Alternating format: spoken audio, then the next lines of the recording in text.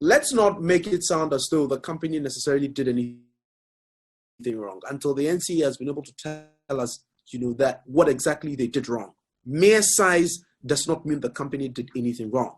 It has to be established that from their size, they have used that size to do ABC, which is why the court's ruling did not get into those substance. It simply said, MTN, you were in the know of this review that was being done. You were consulted, you provided data. In fact, at some point, yourself, you have acknowledged that you had more than 40% of market share. So you were consulted. So the argument that you were not consulted and so we should reverse the decision of regulator is neither here or there. However, I am saying that in terms of working collaboratively going forward, so we don't create the impression as a country that when private investors come here and invest, we can subsequently yank laws from anywhere to sort of cap innovation and clamp down the ability, to further give value to customers, right? And expand, the business that they do. And I think to avoid that, maybe a bit more clarity around some of the rules of engagement. And so I think they can see eye to eye as operators in the industry so that all of this really is just bad news. Imagine this negatively impacts on the bottom lines of MTN with implications for share price. There are Ghanaians who have invested in the shares of MTN, all right? And that decline is equally a loss in value for Ghanaian investors.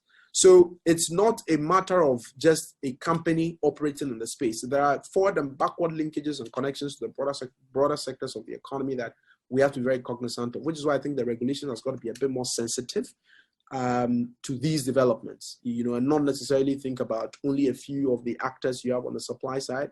Think about consumers, think about people that are potential investors in the company and what this means for potential investments in there. Think about the possibility that this could stifle further innovation and product development that could further add value, to Ghanaian consumers. And now that we have a lot of businesses that are coming up in the tech ecosystem, access to data and all of these things, will come up. So it's a bigger conversation that I think regulation has got to catch up with, and not necessarily the crack of the whip kind that, we have seen. Hi guys, I hope you enjoyed this video.